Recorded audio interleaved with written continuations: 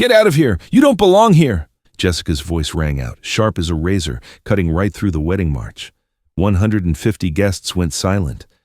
There I was, in the middle of the grand hall, decked out in white flowers, staring at my new daughter-in-law.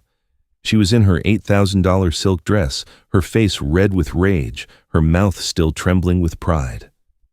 My son, Kyle, stood behind her, stunned like he'd just been slapped by the wind. I didn't say a word. I just gave a small nod, adjusted my shirt collar, and turned around, leaving the whispers of the bride's family behind me. I didn't leave out of shame. I left because I understood. It was time to teach the lesson I'd promised my wife my whole life, the lesson of gratitude, the one my son had just forgotten on the happiest day of his life. My name is Frank Martin. I'm 58 years old. I'm an electrician, own a small shop on the outskirts of Chicago. My whole life, all I've known is working with my hands, with wires, the smell of sweat and sparks. No degrees, no business cards. But I raised my son, built my house, and lived off my own hard work. Kyle is all I have left after losing my wife, Helen. She was the woman who taught me that real love isn't about talking, it's about doing, nonstop. I still remember the last night before Helen died. She took my hand and said, her voice weak, "Honey, no matter how high our son climbs with his education, don't you ever let him forget these hands." I promised her, a promise I thought I'd kept, until today. The wedding was at the Riverside Country Club, a place where a single floor tile probably cost more than my paycheck for a month. Jessica, Kyle's wife, picked it for its class. I knew from the start I didn't belong in that world. People in Armani suits and gold watches talking with that nasal half-smile voice. I showed up in my $300 suit, the same one I wore to my son's college graduation 4 years ago. In that crowd, I was like an ink stain on a white tablecloth. But I didn't care. I came to see my son happy, not to impress anyone. Before the wedding, I'd quietly paid for half of the party because Kyle told me, "Jessica wants everything to be perfect, Dad." I nodded. In my life, I'd never known perfect. I just knew how to make enough, but in her eyes, the money I'd worked so hard for seemed to be worthless. When Jessica yelled, "Get out of here," I didn't feel anger, just a cold emptiness in my chest. I looked at my son, the kid who used to follow me around the shop, the one who used to beg me, "Dad, I want to be an electrician just like you." Now, his head was down. He wouldn't even look at me. I turned, walked slowly past the glowing tables, through the stares of pity and contempt. With every step, I heard Helen's voice in my head. When a child forgets gratitude, let him learn again from the price of forgetting. I gripped the phone in my hand. No tears, no anger. I just knew that after today, it wasn't just a wedding being called off. A lesson was about to begin. Before we continue, subscribe to the channel and tell us where you're listening from in the comments below. The next morning, before the sun peeked through the window, I was already up. An old electrician's habit. Get up early, make a strong black coffee, and sit listening to the ticking clock in the small house. I built this house with my own hands over 30 years ago, brick by brick, wire by wire. Helen used to say, "The house doesn't need to be big, just big enough to sleep in peace." Now it was just me, my creaking wooden chair, and a cup of cold coffee. I opened my phone and looked at a picture someone had sent me last night. In it, Jessica was laughing with her college friends, her face lit up, and way in the background, you could just see the back of my gray suit jacket, slightly hunched. I laughed softly. Maybe that was the moment she felt the most ashamed. When people saw the shadow of an electrician in a crowd of tuxedos. When Helen was alive, she always believed the world wasn't divided by class, but by how people looked at each other. It seems I was wrong to think my son believed that, too. I remember it clearly, the first time Kyle brought Jessica home. She looked around the shop, the spools of cable, the copper pipes, the smell of machine oil. Then she smiled. "How interesting. You work here?" "No," I told her. "This is where I support my family."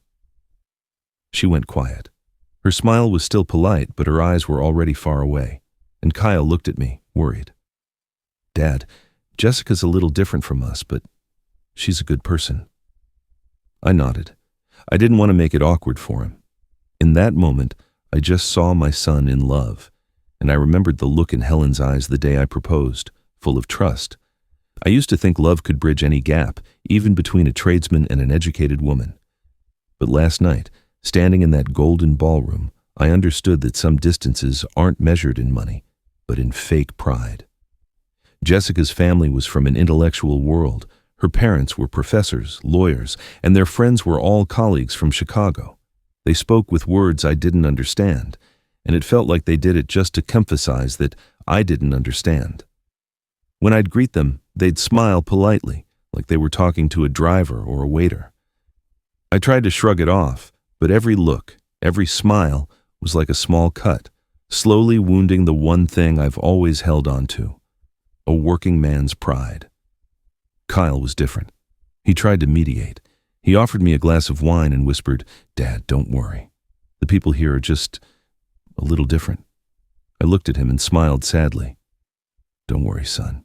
I'm used to working under fluorescent lights, not chandeliers." But that night, when Jessica stood in the middle of the hall, her face pale and her eyes cold as steel, I knew a little different was an understatement. She wasn't just different. She wanted nothing to do with the roots her husband came from. And in her eyes, I wasn't her father-in-law. I was a stain on her perfect wedding dress. I took a sip of cold coffee and muttered to myself, "Helen, our son's world is really big, but it looks like he's forgotten the way home." That afternoon, my head was still pounding from the sleepless night, but the voices, the looks at the party, they were still ringing in my head like the buzz of a bad transformer. I don't remember who started the conversation. I just remember the pleasant smile of Mrs. Miller, Jessica's mother, as she approached me while guests were moving to the main dinner. "Mr. Martin," she began, her voice as smooth as the wedding cake frosting, "could I steal you for a moment?" I started to get up to give her my seat, but she waved her hand. "No need. I just wanted a private word. It's a bit noisy in here." We stepped into the hallway, where the walls were covered in oil paintings and light bounced off crystal chandeliers. Mr. Miller, her husband, and their son David, who worked at an investment bank, were already waiting. They all smiled at me, overly polite. I'd seen that kind of smile 100 times, the one people use to hide their contempt. "You must be tired," Mrs. Miller started. "It's a big crowd tonight, a different atmosphere from our usual gatherings." I smiled. "Don't worry about me. I'm used to working around the noise of power drills and the smell of solder. These bright lights are much nicer." She hesitated, then said, as if afraid to offend me, "We were just thinking that, after dinner, you might want to head out and rest early. The rest of the party will be, well, quite professional. It's all Jessica's friends from law school, partners, professors, and the young people tend to talk a lot of shop, politics, legal theory, a bit boring for anyone outside that world."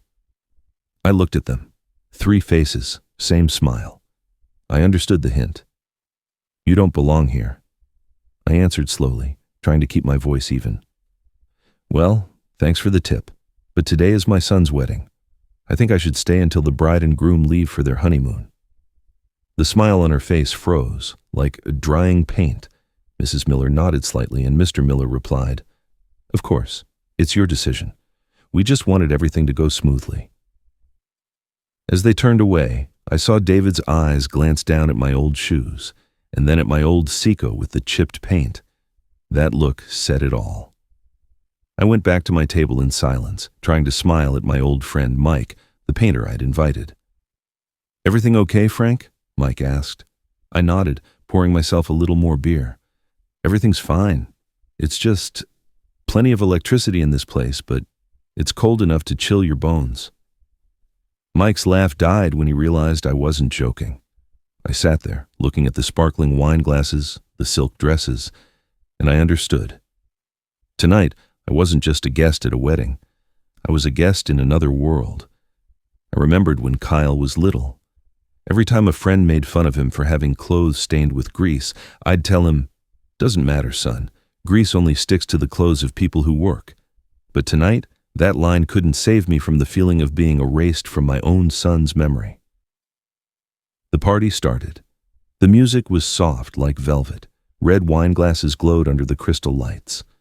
I was at table 10, in a corner near the window, with Mike and Tony's family, my old neighbors from Cicero Avenue. They were dressed simply, lost in a sea of tuxedos and gowns. I looked around. At the head table, Jessica sat between her parents, her face radiant, like it was her coronation. Kyle smiled beside her, a little forced. I couldn't blame him. I knew he was trying to be a bridge between two worlds, the world of workers like me and the world of power, titles, and money that his wife worshipped. When the first course was served, Mrs. Miller raised her glass. To the happiness of the bride and groom, and to a brilliant future. I raised my glass too, tapping it gently against Mike's. The wine tasted more bitter than usual. I overheard the next table, Jessica's friends from Northwestern, talking about legal cases, contracts, and stocks. Every so often they'd laugh, glance in my direction, whisper something, and laugh quietly again. The kind of laugh I'd heard plenty of times on job bids, half mockery, half pity. Halfway through dinner, a gray-haired man, Mr. Peterson, a longtime partner of the Miller family, came over. He shook my hand, his gaze a bit probing. "You're Kyle's father?" "Yes." "Ah, the boy is very lucky. Jessica is a girl with a brilliant future." He said lucky with the tone people use for someone who just won the lottery. I just smiled, but inside, I felt a slight pop, like a light bulb burning out. With the main course, the mood in the room got even stranger. Jessica leaned toward Mrs. Peterson and said, just loud enough for me to hear, "Kyle is so lucky to have his family's support. His father is a good person, just from another world." "Another world?" Mrs. Peterson asked, raising an eyebrow. "He's a manual laborer, you know, but very dedicated. I always respect people like him."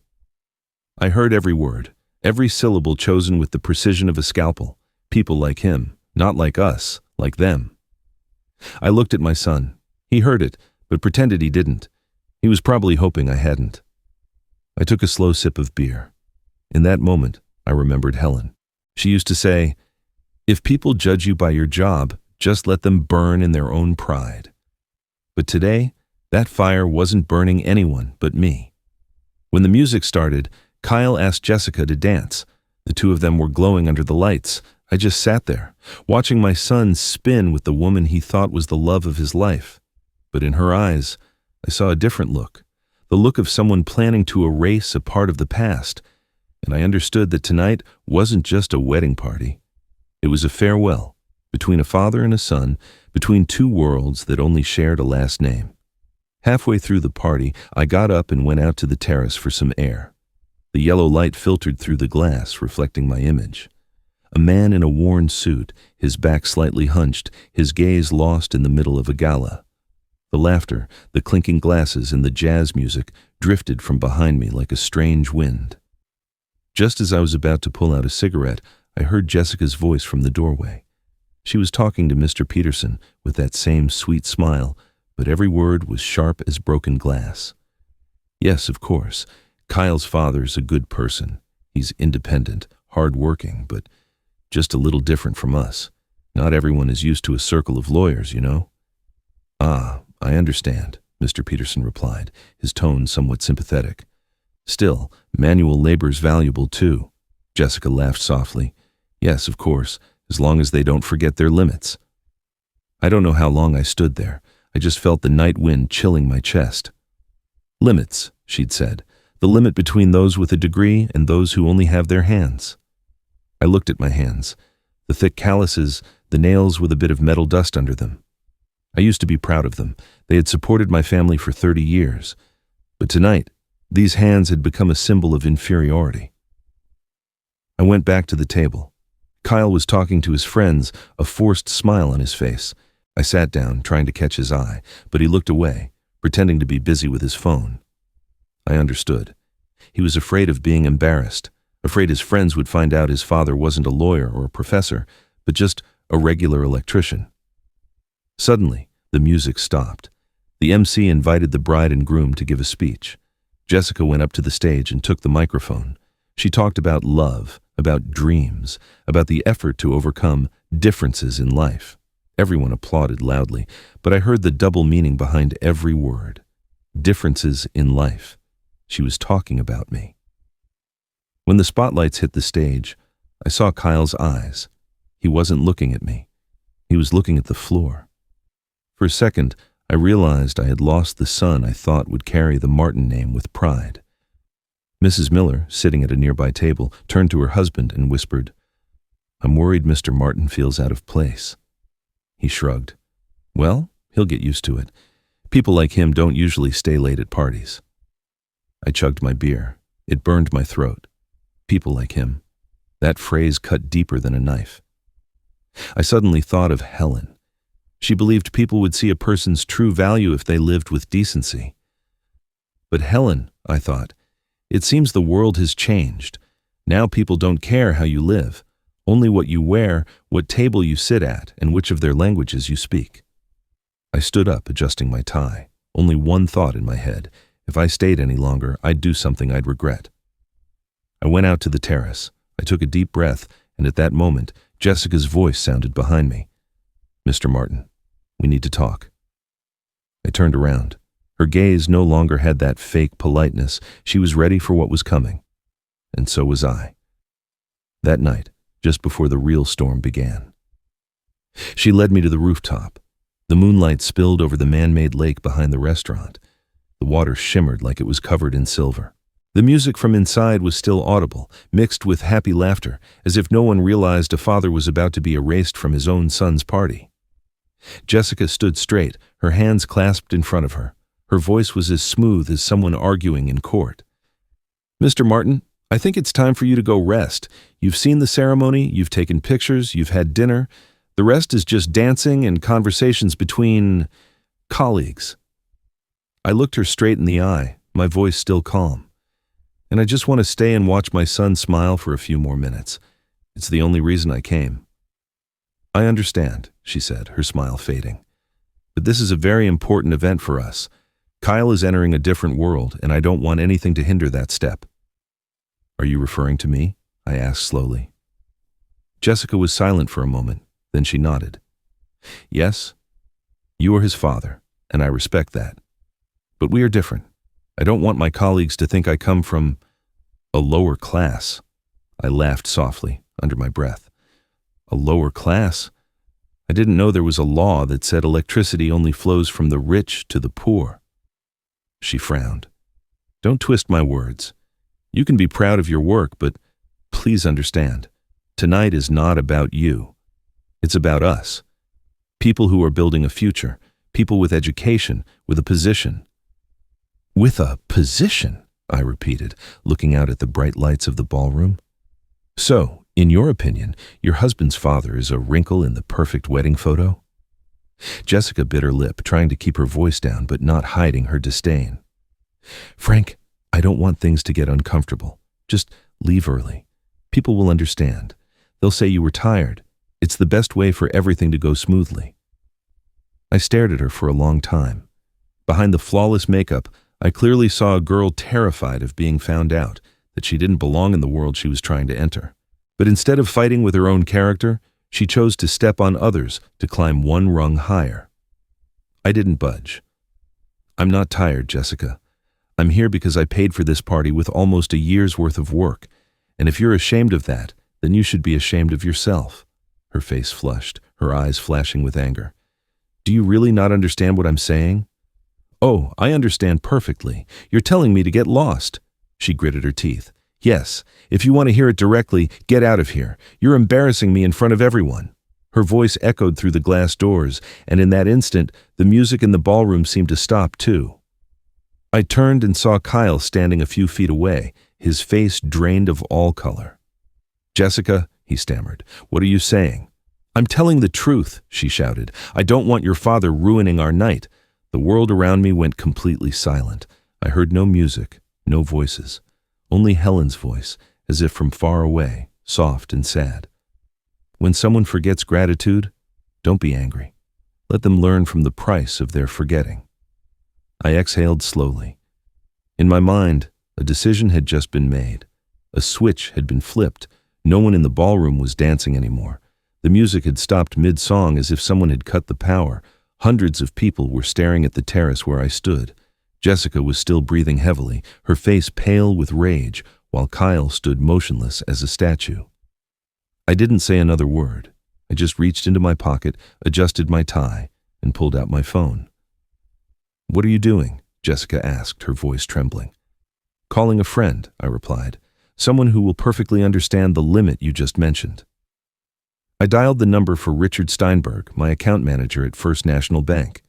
A person whose name alone signaled the call was important. When Richard answered, I put him on speaker, my voice as calm as if I were reading a contract. "Richard, I want to activate the special clause on 2 student loans, the accounts for Kyle Martin and Jessica Miller." The whole terrace was silent. Jessica frowned. "What loans?" I didn't look at her. I just spoke into the phone. "I want to request immediate full repayment of the principal and interest." Richard hesitated. "Frank, are you sure? That's over $425,000 total. You know that, right?" I nodded.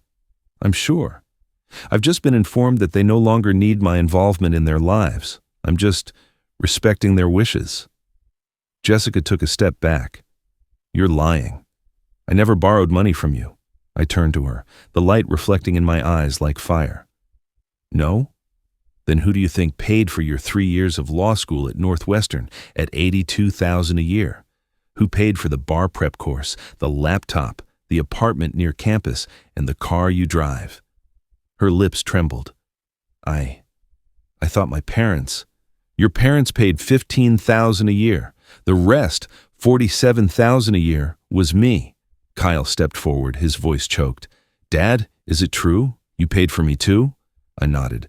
$3,400 every single month for 3 years without missing a single payment. I held up my phone to show them the transfer history. Every line was clear. September 15th, 2021. Transfer $7,600 October 15th, 2021. Transfer $7,600 November 15th, 2021. Transfer $7,600, Jessica stammered.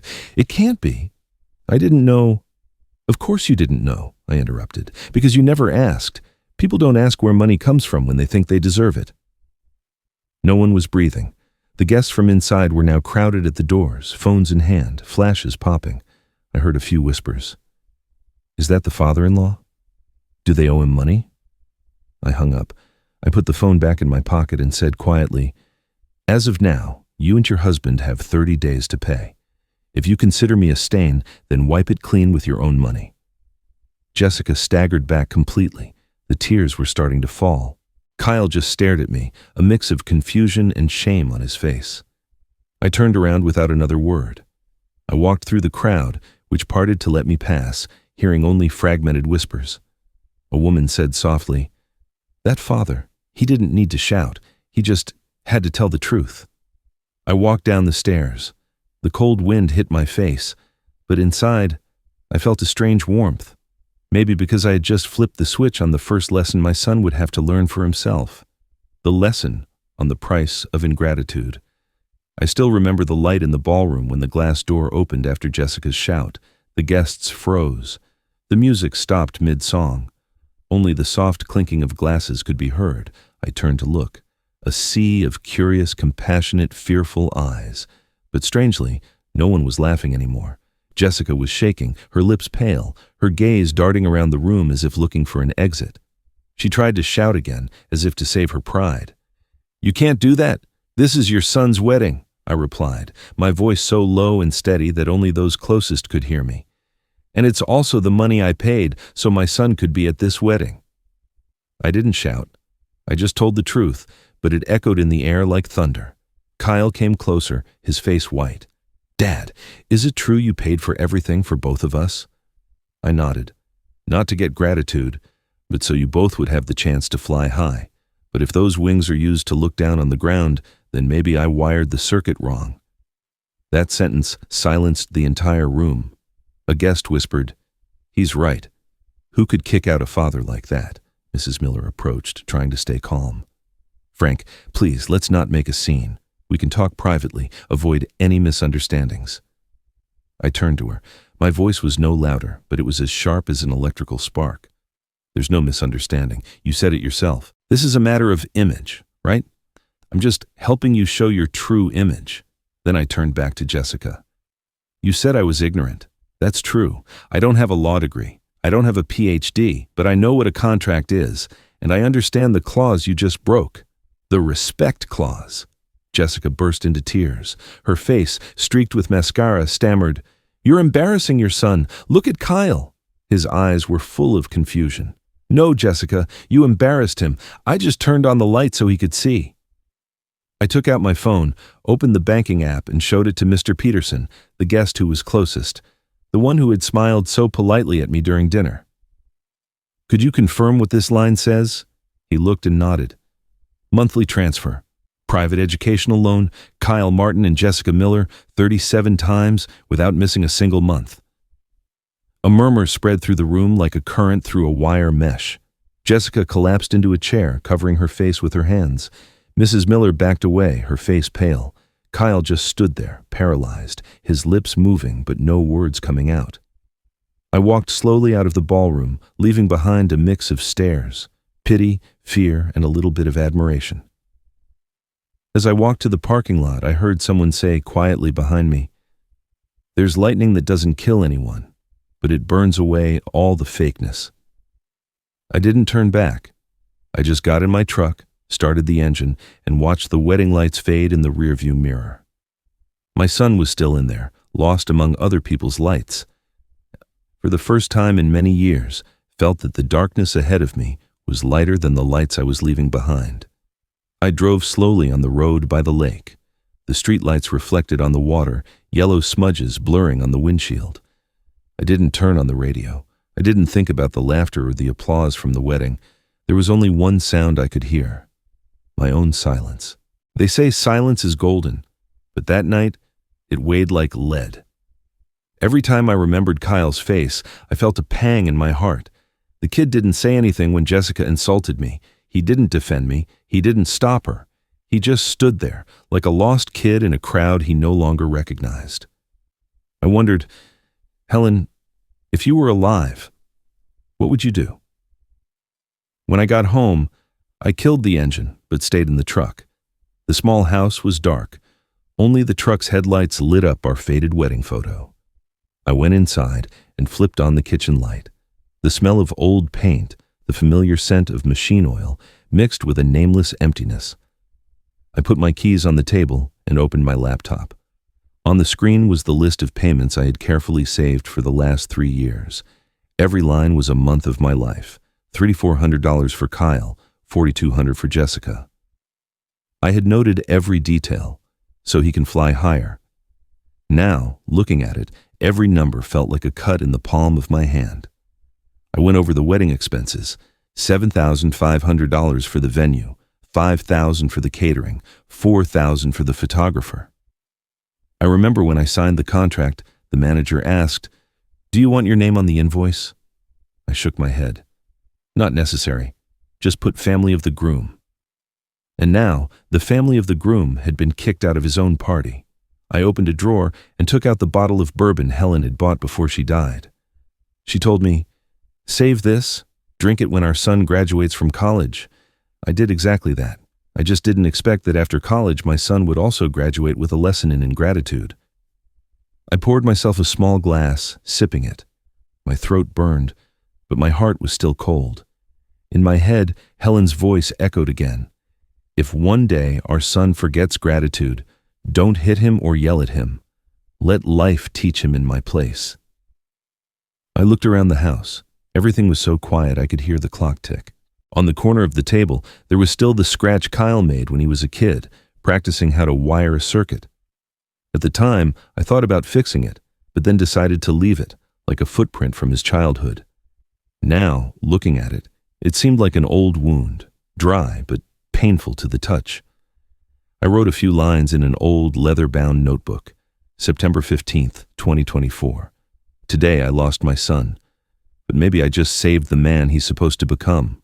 I closed the notebook and sighed. No tears, no rage, just an overwhelming tiredness, as if all the electricity in my body had been shut off, and in that darkness, I knew. The lesson was just beginning. The next morning, sunlight crept through the curtains, but the house was still cold. I made coffee and sat at the kitchen table, the same place where, for more than 10 years, Kyle and I had breakfast every day before he went to school. On the wall, his college graduation photo still hung. Blue gown, bright smile, and me behind him, my hand on his shoulder. Now, looking at it, I saw a lifetime of trust in my own eyes from back then. I stared at it for so long, the coffee went cold. Outside, cars drove by noisily, but inside the house, everything was deathly quiet. I opened the laptop again, this time not to look at the bills, but to face the truth. I had traded so many years of my life for what others call social status. Maybe I was wrong to believe that if I just worked hard enough, my son wouldn't forget his roots. In the folder, I had saved Kyle's entire future, from the tuition contract, the rent invoices, to the receipts for textbooks. I was so careful not to hold it over him, but to remind myself, I am useful. I'm still helping my son get ahead, but now every number on the screen felt like a stab. I opened another file, helenshop.jpue, a picture of my wife taken in the shop the day Kyle got into college. She was wearing a blue jacket stained with paint, a coffee mug in her hand, and a gentle smile. I remember exactly what she said that day. "Honey, we did it.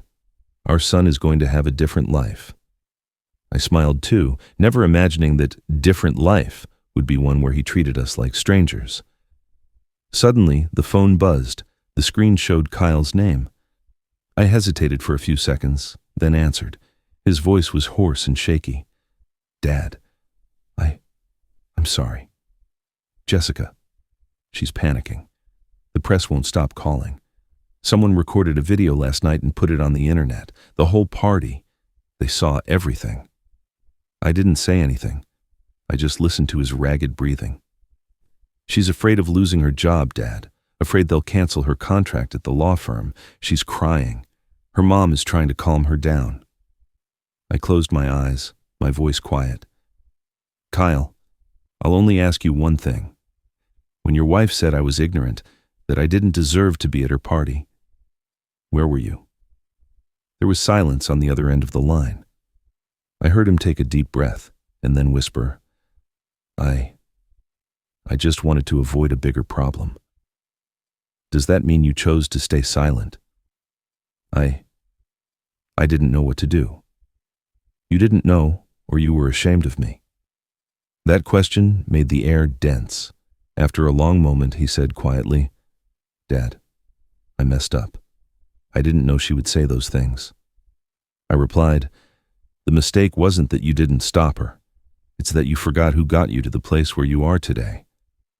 I heard his muffled sobs, but instead of anger, I just felt tired. "Kyle, don't apologize to me. Let life teach you, just like your mother asked. Those invoices, they're the lesson now, and every lesson has a price." I hung up. I put the phone on the table and looked out at the backyard. In that yard, years ago, Helen and I taught Kyle how to fly a kite. Now, only the wind was blowing through the old string, whispering like a reminder. What flies too high and forgets its roots. Sooner or later, the string breaks. That afternoon, while I was reviewing some electrical repair contracts in the shop, my phone wouldn't stop buzzing. Texts, calls, social media notifications, they came in a flood, like someone had flipped a switch for the whole world to see my family's business. On the screen was a short video, Jessica yelling, "Get out of here," in the middle of the wedding, followed by the scene of my phone call, my calm voice talking about $425,000 and an immediate payment clause. Hundreds of comments, thousands of shares. Someone gave it a headline, "Bride kicks father-in-law out of wedding, not knowing he paid for her law degree." I didn't know whether to laugh or sigh. My son called a few minutes later. His voice was a mess. "Dad, I didn't know this would get so big. The papers, the radio, everyone is talking about it. Jessica, she's in a panic, hiding in her room." "Maybe she should stay there and think," I replied, my voice flat. He begged me. "Dad, I'm begging you, don't say anything else to the media. They're asking if you really loaned them the money, if you have paperwork." I laughed softly. "Son, I'm an electrician. I always work with paperwork. No current is safe without it." In the afternoon, the Chicago Tribune ran an article. "The wedding that became a lesson in class and gratitude." They wrote it neutrally, but the comments weren't. "That father is a legend. If it were me, I'd have done even more. The world needs more dads like him. Meanwhile, Jessica's social media exploded. She posted a status, "I am being slandered. What he calls help is actually financial manipulation." Underneath, people argued heatedly. But then, one by one, witnesses from the party started to speak up. Judge Martinez, Mr. Peterson, Mrs. Anderson, the ones sitting near the terrace, they all confirmed it. He just stood there telling the truth. He didn't insult anyone. The bride, on the other hand, was screaming, calling him ignorant. By evening, the law firm where Jessica was about to start announced they were temporarily suspending her contract until her ethics could be verified. Kyle called again, his voice lifeless. "Dad, she's been suspended. She's lost everything. Do you hear me?" "No, Kyle, she hasn't lost everything. She's only lost the mask." I looked out of the shop. The evening light lit up the neatly stacked rolls of copper. My world was simple. If a wire broke, you reconnected it. But people's hearts weren't that easy.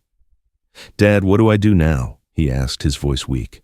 "Learn to take responsibility, both of you. As for me, I won't say another word. The spotlight is yours now. See where it shines." I hung up. I sat down at my desk. Outside the shop, the sunset was fading like a current dying in the darkness. But somewhere, I knew. The lesson I had started last night was still running, steady, like an underground circuit you can't cut. The next morning, I woke up later than usual, not from fatigue, but because the house was suddenly too quiet, the silence of someone who no longer needs to prove anything. I poured my coffee, turned on the TV, and just as I expected, our story was on every news channel. On the local station, an anchor was reading, "The video of the bride who kicked out her father-in-law, who paid for both of their educations, has gone viral with over 2 million views." Then, they replayed the scene of me turning and walking out of the party. I saw my image on the screen, my back slightly hunched, my steps slow, but my gaze calm. No resentment, no showing off. Someone commented in the little box on the screen, "That's not revenge, that's dignity." The phone rang again. It was Richard Steinberg, my bank manager. "Frank, I just want you to know, my entire office is talking about you. And one more thing. What you did is completely legal. They have no way to sue you." I laughed. "Richard, I didn't do it to win a lawsuit. I just wanted them to understand the value of $1 at the moment they spend it, without knowing who sweated for it." "Anyway," Richard replied, "you've taught the whole city a lesson." I hung up and looked out at the backyard. Kyle's old oak tree was still there, where I once hung a tire swing for him. So many years have passed and the rope is still strong, despite the rain and wind. But the bond between a father and son, in one night, it had nearly snapped. At noon, Kyle called again. His voice was hoarse. "Dad, everyone at Jessica's old firm is talking. Some say she's a liar, others are calling you a tyrant. She can't take it. She's thinking about suing you." I sighed. If she wants to sue, let her. But she should remember what I have in my hands, a contract, a signature, and my honor. He was quiet and then said softly, "Dad, I really didn't know it would go this far. Everything is breaking." "No, son," I said gently. "Only what's fake breaks. The real things remain." That afternoon, a neighbor stopped by and brought me the printed newspaper. On the front page, there was a photo of me leaving the country club with the headline, "The Father Who Taught His Daughter-in-Law a Lesson in Gratitude." Below, the columnist commented, "In today's society, where titles are valued over character, maybe we need more people like Frank Martin to remind us that knowledge isn't wisdom and money can't buy respect." I folded the paper and smiled to myself, not out of pride, but because I remembered Helen. If she were alive, she'd probably say, "See? Sometimes you just need to be quiet at the right moment for the whole world to hear you." I took a sip of coffee, watching the sunlight stream through the window. The little house suddenly felt brighter. Not because the day was prettier, but because I knew that some shadows only go away when you turn on the light of truth. That afternoon, the city seemed to know my story. In every coffee shop I passed, people were talking. That electrician did the right thing. Some even nodded. Sometimes the most expensive lesson is the one you have to pay for yourself. But among the support, there were other voices. Some young people wrote online, "He went too far. He used money to humiliate them." I read it and just smiled. Every generation needs to touch a live socket to understand how strong electricity is. That night, as I was tidying up the shop, Judge Maria Martinez called. Her voice was serious and calm. "Frank, I was a witness to everything that happened that day. The press can edit, but I don't forget. If Miss Jessica or anyone else tries to sue you, I will testify on your behalf." I laughed softly. "Thank you, Judge. But I don't want to turn this into a legal battle. I just want my son to understand what college doesn't teach. Respect is never free." "Even so," she said, "you should be prepared. She's looking for a lawyer." Sure enough, not long after, Richard Steinberg sent me a copy of a legal document. In it, Jessica's lawyer accused me of financial coercion and using a familial position for manipulation. I read every line carefully, and then I laughed. "A law student who graduates with honors," I told Richard, "and forgets that her own signature is also evidence." "Yeah," he replied, his tone somewhere between a joke and annoyance. "She's cutting her own power cord." That night, Kyle came by again. He looked gaunt, his eyes red. "Dad, Jessica is desperate. She says if the press doesn't stop, she won't be admitted to the bar." I sat in a chair and looked at my son. "Son, I don't want her to fail. But sometimes failure is the beginning of awareness. I was silent for 3 years, believing that kindness would be returned. Now I know that silence also has its price." He hung his head and said quietly, "Dad, I was wrong. I let other people decide what class you belong to." I put a hand on his shoulder, as gently as touching a thin wire. "You were wrong, but a broken wire can be spliced. The question is whether you're willing to scrape off the burnt part to reconnect it." When Kyle left, I looked toward the shop door. It was starting to rain outside, the drops drumming on the tin roof. I sat in silence, listening to the sound of the rain mix with the metallic tapping in my heart. Helen used to say, "The rain doesn't care what roof it falls on, but only the person who knows how to stay covered stays dry." I sighed. Maybe the rain was now washing away what was left of the fakeness. Tomorrow, if Jessica really wanted to fight, I wouldn't be afraid. Because justice is better late than never. 2 days later, on a foggy morning, a car pulled up in front of my house.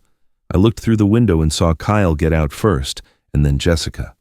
She was wearing a gray coat, her hair pulled back hastily, her face pale and her eyes red, as if she'd been crying all night. There was no trace of the proud bride from that day, just a young woman trembling with fear and shame. I opened the door. I didn't say anything. I just motioned for them to come in. They sat at the kitchen table where Helen used to make breakfast. The air was thick. The ticking of the wall clock echoed with every second. Jessica spoke first, her voice shaky. "Mr. Martin, I know I was wrong, but this is all spun out of control. I've lost my job. The firm withdrew the contract. The press won't leave me alone. Please, make it stop." I looked at her. My eyes no longer held anger, just exhaustion. "I'm not doing anything anymore, Jessica. It was your words that night that started this current. I just let it follow its natural course, action and consequence." She bowed her head. Tears were falling. Kyle took her hand and said softly, "Dad, she knows she messed up. I did too.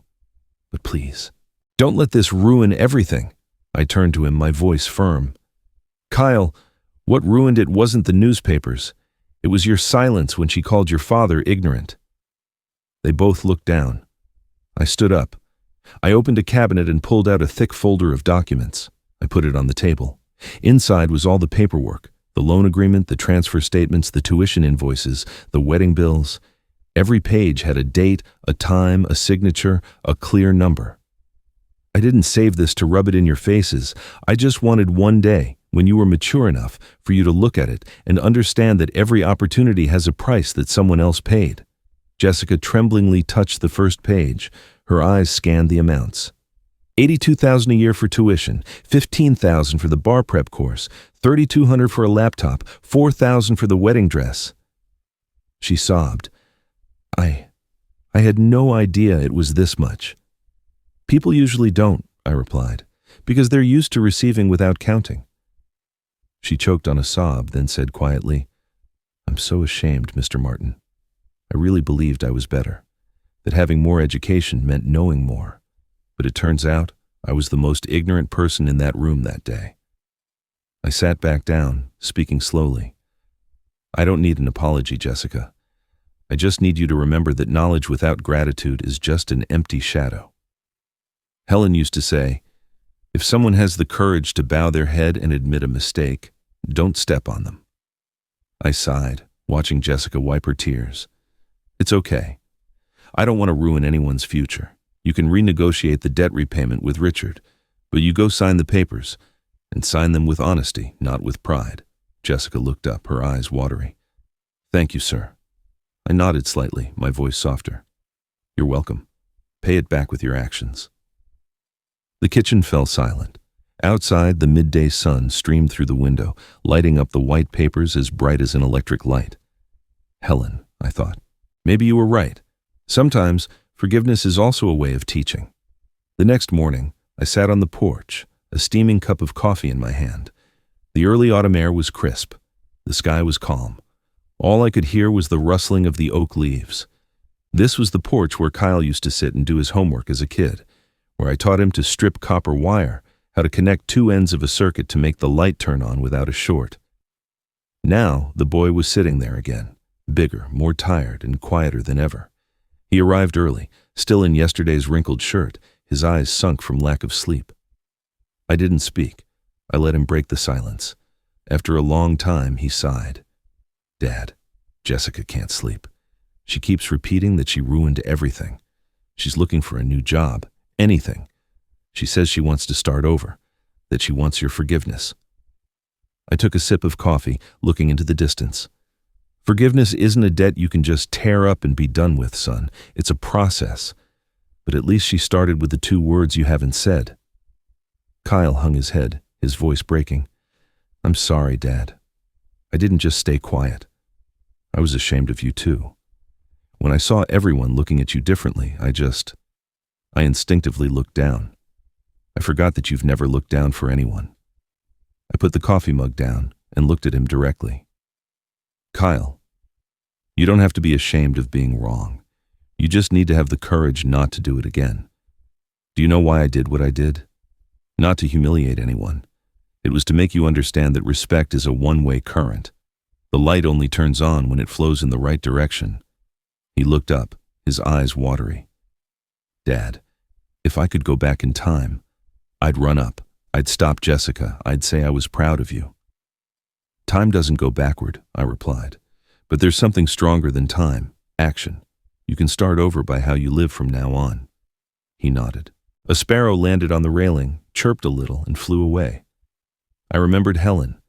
If she were alive, she'd be smiling now, seeing her son know how to bow his head without losing his dignity.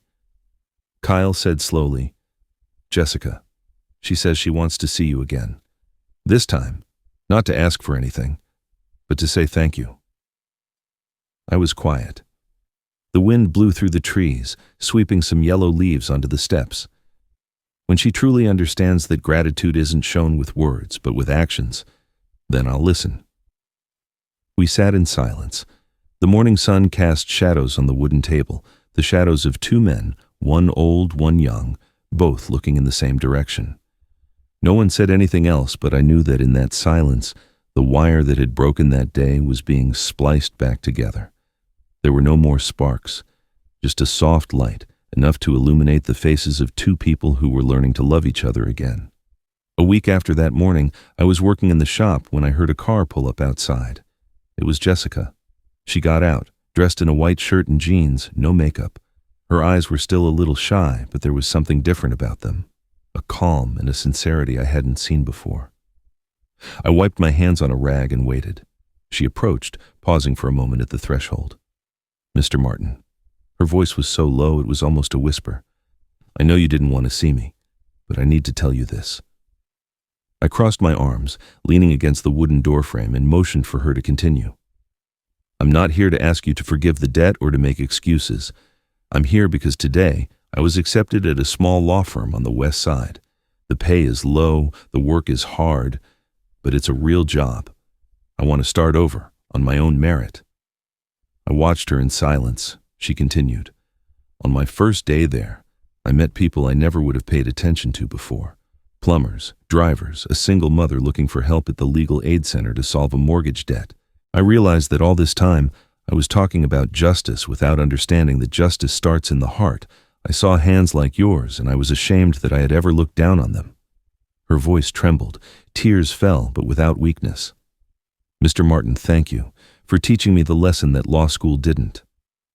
I nodded slightly, still not speaking. She slowly pulled an envelope from her bag. "This is the first payment, $2,100. I wanted to give it to you in person, not through the bank, not to prove anything, but to say that I am taking responsibility." I looked at the envelope in her hand. The bills weren't many, but I saw it clearly. This time, they weren't buying arrogance. They were redeeming self-respect. I didn't accept it right away. "Jessica, I don't need you to pay it back fast. I need you to pay it back right, according to your ability and according to the person you're learning to become." She nodded, smiling slightly through her tears. "I understand." Before leaving, she paused and said quietly, "Kyle says you still keep the picture of Mrs. Helen in the shop. She would be very proud of you." I sighed softly. "If you really believe that, then don't waste this lesson.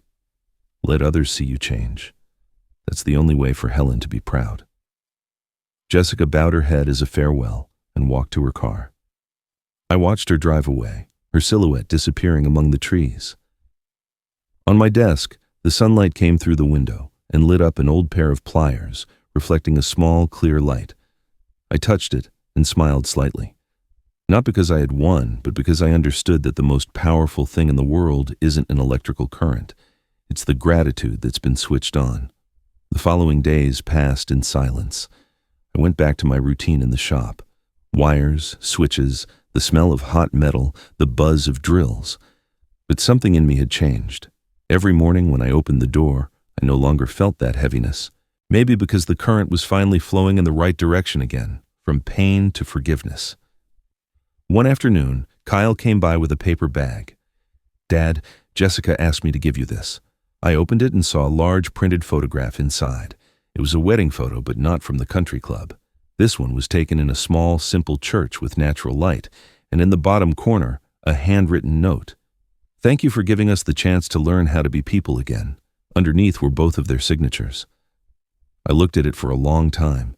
There were no more fancy wedding dresses or flashy smiles, just two real, simple faces. A little shaky, but warm. I nodded slightly. "This time, they know how to look straight at the camera," I said, half joking, half serious. Kyle sat down, his voice heavy.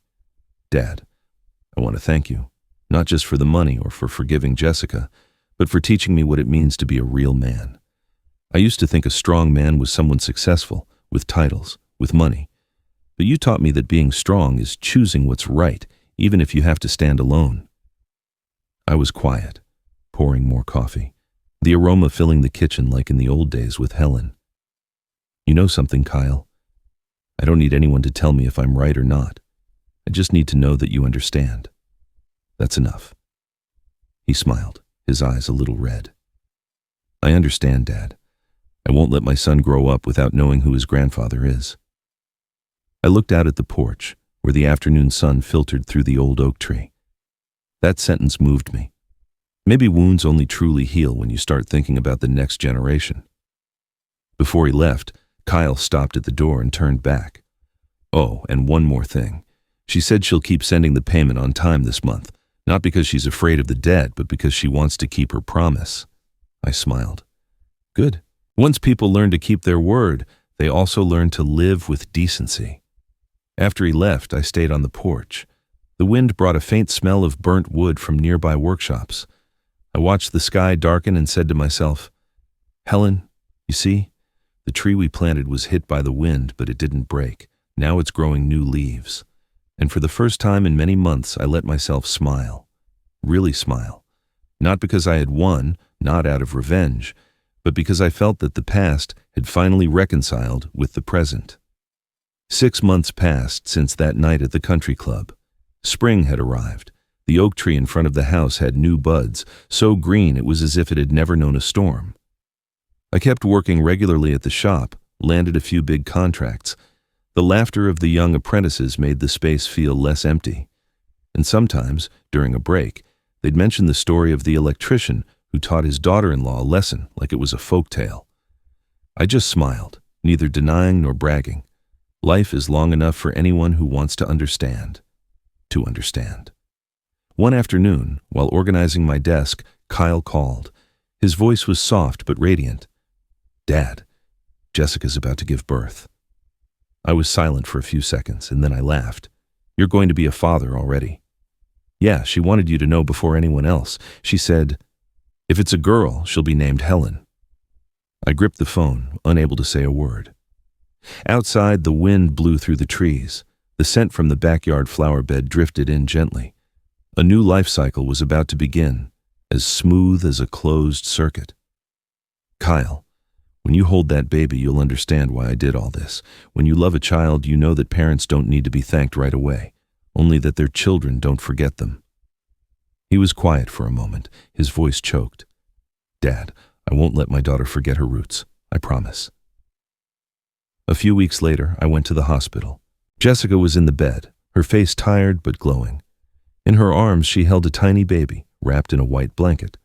When she saw me, she nodded slightly. "Mr. Martin, thank you for coming. I don't know how to thank you enough, but I hope little Helen grows up loving her grandfather's hands." I sat down and gently touched the baby's tiny hand. Her skin was soft, warm, and so fragile it made my heart tremble. I saw Helen's image in her features, the slightly curved eyes, the clear skin, the soft, weak breath like a new promise. "Hello, little one," I said, my voice very low.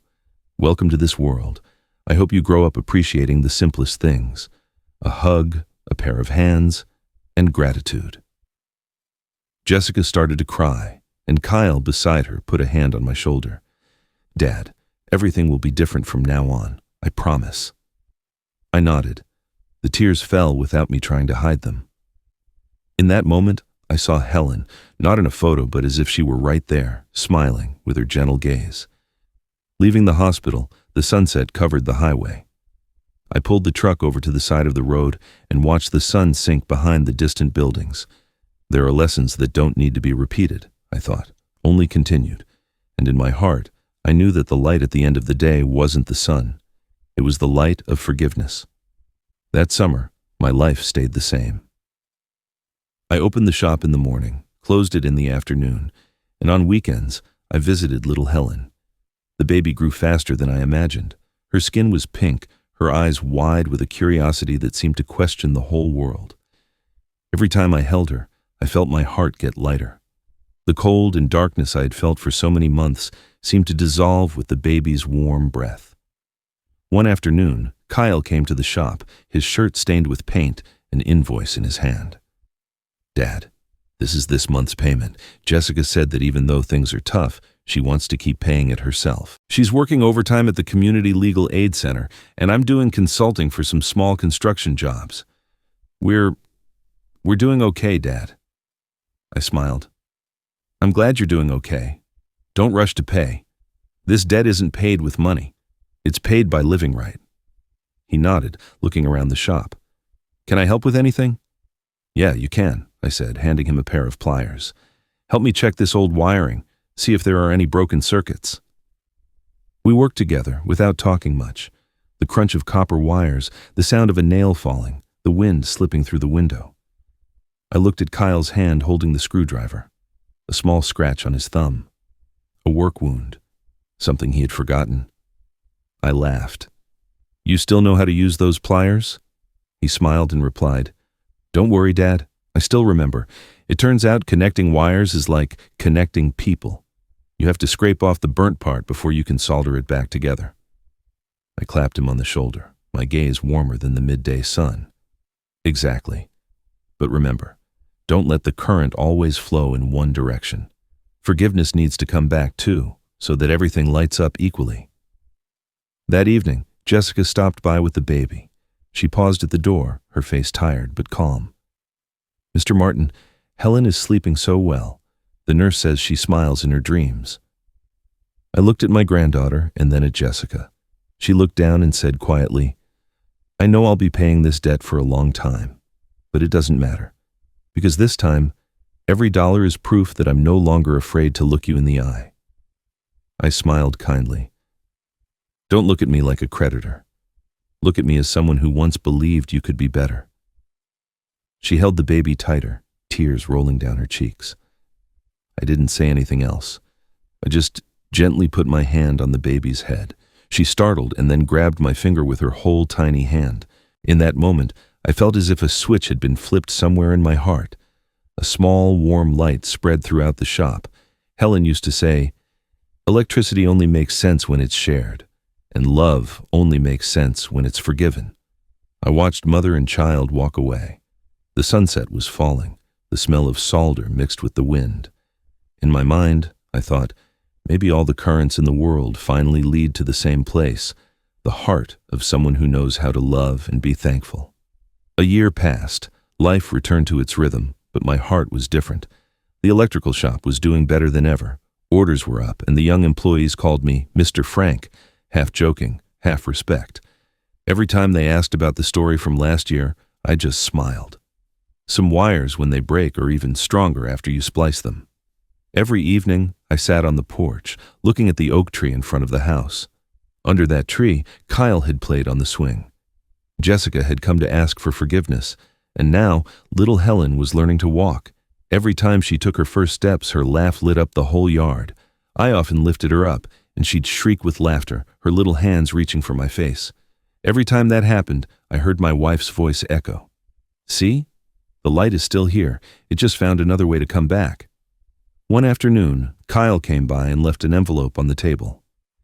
This is the last payment on the debt, Dad. I looked at it and smiled slightly. Keep it. That money is for your daughter now. I don't need it anymore.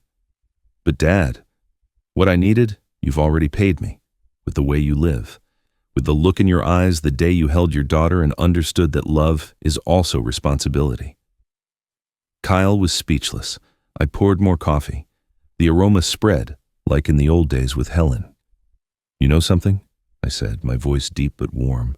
When you were little, I taught you that electricity only flows when the two poles are connected correctly. People are the same. On one side, there's love. On the other, there's gratitude. If one is missing, the current shuts off. He nodded, his eyes bright. We sat and watched little Helen play in the yard, holding a piece of copper wire, laughing. Jessica stood in the doorway, a calm look on her face, with no trace of the pride from the year before. Dad, she said quietly, if it weren't for you, we never would have understood what a family is. I smiled. A family isn't a place without mistakes. It's the place where we learn to forgive and to repair the broken circuits. The sunset was falling. The light touched the electrical cables hanging on the wall, shining like memories. I looked at my hands, calloused, tanned by the sun, but as steady as ever. Helen, I thought silently, the lesson you left me with has been taught. I took my granddaughter in my arms. She reached up her hands to grab my shirt collar, smiling brightly. I said quietly, as if speaking to myself, Grandpa doesn't give second chances. He only gives the chances that have been earned. And you, little one, remember? The light is only truly beautiful when it's switched on from the heart. The sky grew dark. I turned on the porch light, a yellow glow that covered the old roof. The small house lit up in the night, warm and quiet. A cycle had closed, not with a thunderclap, but with the light of forgiveness and gratitude.